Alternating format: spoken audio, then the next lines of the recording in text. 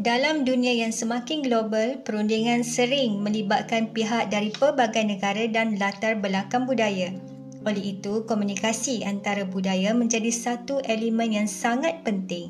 Ia membantu memastikan mesej yang disampaikan difahami dengan tepat dan mengelakkan salah tafsir yang boleh menjejaskan rundingan.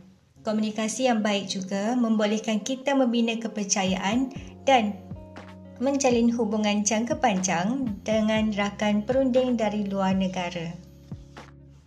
Walaupun komunikasi antara budaya itu penting, ia juga datang dengan pelbagai cabaran.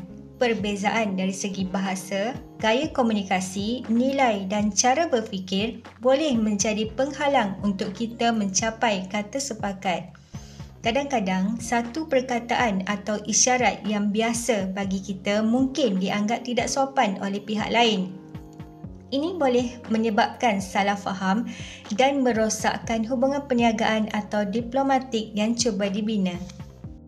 Untuk mengatasi cabaran ini, kita perlu menggunakan strategi komunikasi yang berkesan. Antaranya, kita perlu memahami budaya pihak yang kita runding, menyesuaikan gaya komunikasi kita serta bersifat terbuka dan menghormati perbezaan.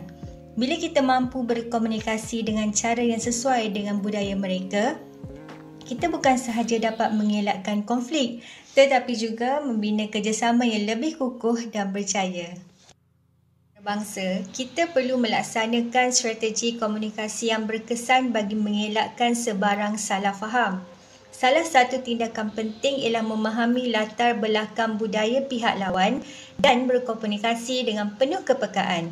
Apabila komunikasi berjalan lancar, ia akan membantu membina hubungan perniagaan yang kukuh dan berpanjangan. Ini sangat penting, terutamanya dalam dunia perniagaan antarabangsa yang menuntut kepercayaan dan komitmen jangka panjang. Selain itu, dengan komunikasi yang strategik, peluang untuk mencapai persetujuan yang paling menguntungkan juga akan lebih tinggi. Kedua-dua pihak akan lebih mudah mencapai kata sepakat apabila mesej dapat difahami dengan jelas tanpa prejudis budaya. Dalam perundingan antarabangsa, budaya dan etika memainkan peranan penting dalam memastikan komunikasi yang berkesan.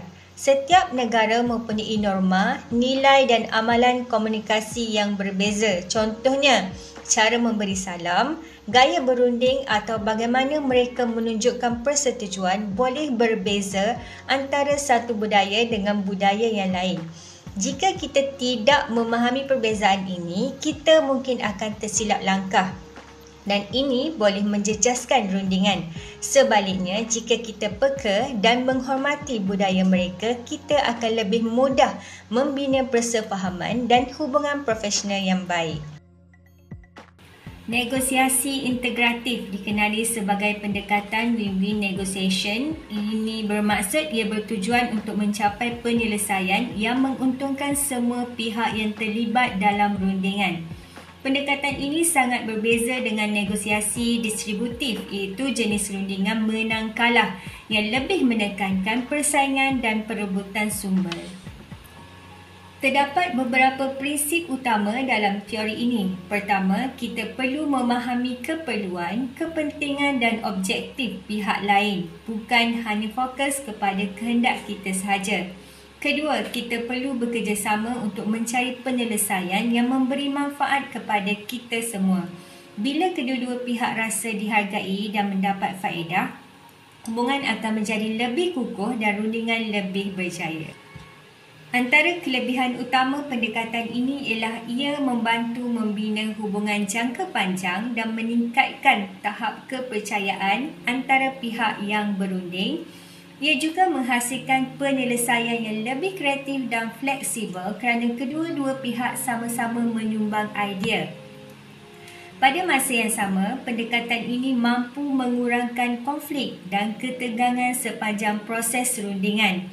Akhir sekali, ia memastikan persetujuan yang adil dan saling menguntungkan, satu hasil yang semua pihak boleh terima dengan puas hati. Dalam konteks antarabangsa, teori ini digunakan secara meluas sama ada dalam diplomasi, urusan perniagaan antarabangsa atau hubungan antara korporat.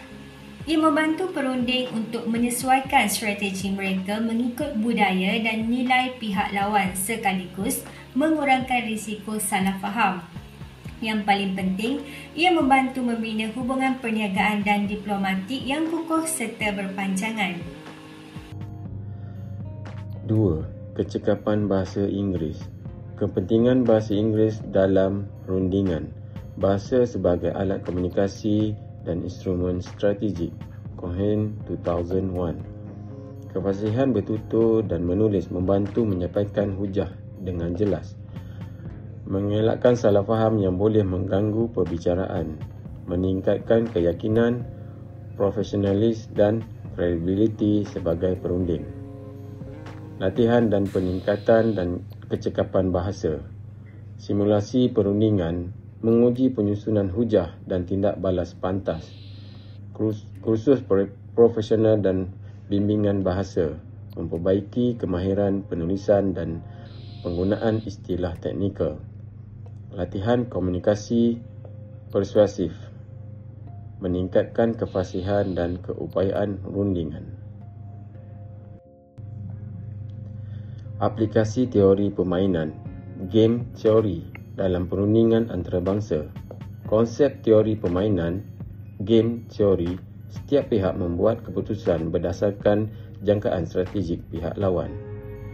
Ibris 2010 menjelaskan komunikasi penting untuk mengelakkan kekeliruan dan salah tafsir. Peranan bahasa dalam strategik perundingan, menyampaikan niat dan menetapkan syarat dengan tepat, membina kepercayaan antara pihak yang berunding. Kesilapan bahasa boleh menyebabkan ketegangan atau kehilangan peluang perjanjian. 3. Kepekaan sosial dan emosi dalam perundingan antarabangsa. Peranan kepekaan sosial dan emosi membantu komunikasi yang berkesan dan mengekalkan hubungan baik. Zhao and Zhang 2008. Setiap budaya mempunyai norma komunikasi dan ekspresi emosi yang berbeza. Kegagalan memahami perbezaan ini boleh menyebabkan salah tafsir dan gangguan rundingan. Kepentingan membaca isyarat, bukan lisan. Bahasa badan, ekspresi wajah dan intonasi suara mencerminkan niat dan emosi pihak lawan. Memahami isyarat ini membolehkan penyesuaian strategi komunikasi, mengubah pendekatan berdasarkan reaksi pihak lawan, memperhalus nada perbincangan untuk mengelakkan ketegangan, menyesuaikan hujah agar lebih meyakinkan dan sesuai dengan konteks rundingan. Aplikasi model dual concern dalam perundingan antarabangsa. Konsep model dual concern mengimbangi kepentingan peribadi dan kepentingan pihak lawan. Dua dimensi utama. Concern of self, fokus untuk mencapai matlamat sendiri. Concern of other, menilai kepentingan dan keperluan pihak lain. Menyesuaikan strategi perundingan. Jika pihak lawan lebih cenderung kepada kerjasama, gunakan strategi collaborating untuk mencapai manfaat bersama. Jika pihak lawan lebih cenderung kepada persaingan, gunakan strategi lebih tegas untuk melindungi kepentingan sendiri. Manfaat model dual concern dalam rundingan antarabangsa, mewujudkan keputusan yang lebih adil dan keseimbangan antara kepentingan kedua pihak, menggalakkan hubungan jangka panjang yang kukuh dalam perniagaan dan diplomasi, mengelakkan perasaan tidak puas hati yang boleh menjejaskan kepercayaan dan kerjasama pada masa hadapan. Strategi komunikasi menggunakan perbezaan budaya. Yang pertama, penyelesaian gaya komunikasi dalam menggunakan perbezaan budaya. Dari segi kepentingan penyelesaian gaya komunikasi, mengurangkan jurang budaya antara delegasi perundingan. Seterusnya, memastikan komunikasi lebih jelas, efektif dan mengurangkan salah faham. Seterusnya, meningkatkan kefahaman dalam membina hubungan harmoni dalam perundingan. Okey, dari segi communication teori, individu secara semulajadi menyelesaikan gaya komunikasi agar sejajar dengan rakan perbualan. Seterusnya, penyelesaian ini meningkatkan kehubungan, kefahaman dan rasa hormat dalam komunikasi. Dari segi contoh, budaya yang formal dan penuh kesopanan, gunakan bahasa rasmi, intonasi profesional dan pemilihan gaya yang berhati-hati. Minta maaf, pemilihan kata yang berhati-hati. Seterusnya, budaya yang lebih santai, terbuka, gaya komunikasi yang lebih fleksibel, interaktif tetapi beretika.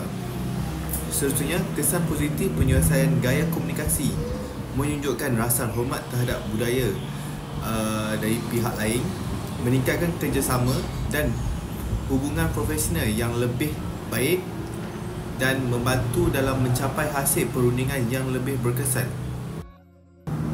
Kepentingan bahasa badan dan komunikasi antara budaya menyampaikan mesej, emosi dan niat tanpa bergantung sepenuhnya kepada kata-kata, memastikan peranan penting dalam bagaimana mesej diterima dan ditafsirkan. Dari segi strategi penggunaan bahasa badan yang berkesan, menggunakan isyarat tubuh yang neutral, profesional dan tidak menimbulkan salah faham. Seterusnya, teknik yang bersesuaian, mengekalkan hubungan mata secara sederhana, menggunakan gerakan universal seperti mengangguk sebagai tanda bersetuju, postur tubuh yang terbuka dan menunjukkan keterbukaan dan menggalakkan gerakan yang lembut yang boleh ditafsir sebagai kurang sopan lah. Okey, dari segi pandangan wajah, senyum isyarat hampir universal bagi keramahan dan bersikap positif dan membantu membina hubungan dan mencipta suasana perundingan yang selesa. Dari segi kepentingan empati dalam komunikasi dan perundingan, membantu mengurangkan ketegangan akibat perbezaan budaya atau bahasa, memudahkan pembinaan hubungan kukuh berdasarkan kepercayaan dan hormat. Dari segi teori of mind, memahami emosi, pemikiran dan niat pihak lain untuk menyelesaikan pendekatan komunikasi. Dari segi amalan empati, komunikasi kemahiran mendengar aktif, memberikan perhatian kepada nada suara, ekspektasi wajah dan bahasa badan bagi pihak lain. Dari kesan positif, penggunaan bahasa badan dan empati dalam perundingan, ia meningkatkan kepercayaan dalam delegasi, mengurangkan salah faham antara konflik yang tidak perlu dan akhir sekali membantu mencapai persetujuan yang lebih baik dan membina hubungan perniagaan dalam jangka panjang. Kepentingan kejelasan dalam penyampaian mesej dalam mengurangkan perbezaan budaya. Pertama, kejelasan bahasa dalam komunikasi membantu mengelakkan kekeliruan, terutama dalam perundingan antara budaya. Gunakan bahasa yang ringkas, tepat dan relevan untuk mengelakkan jargon teknikal atau istilah kompleks. Pilih kata-kata yang mudah difahami oleh semua pihak. Peranan intonasi dan gaya pertuturan. Nada suara yang tidak sesuai boleh menjejaskan komunikasi. Terlalu tegas atau agresif boleh menyebabkan pihak lain berasa terancam atau defensif. Terlalu perlahan atau tidak berkeyakinan boleh menunjukkan ketidakyakinan atau ketidakpastian. Gunakan intonasi yang profesional dan mesra. Seimbangkan nada suara agar tidak terlalu keras atau lemah. Sesuaikan kelajuan pertuturan supaya mudah difahami. Kesan kejelasan dalam penyampaian mesej. Memastikan semua pihak memahami objektif perbincangan dengan jelas. Mempercepatkan proses membuat keputusan dan mencapai kata sepakat. Mengurangkan salah faham dan meningkatkan keberkesanan perundingan. Dan membantu mencapai penyelesaian yang menguntungkan semua pihak. Kesimpulan, persediaan sebelum rundingan, memahami budaya dan etika pihak lawan untuk mengelakkan salah faham, meningkatkan kecekapan bahasa bagi menyampaikan mesej dengan jelas, membangunkan kepekaan sosial dan emosi untuk membina hubungan kukuh. Aplikasi teori dalam perundingan, negosiasi integratif mencapai penyelesaian menang-menang. Teori permainan, memahami strategi dan tindak balas pihak lawan. Model dua concern, mengimbangi kepentingan diri dan pihak lain. Strategi komunikasi untuk mengurangkan perbezaan budaya.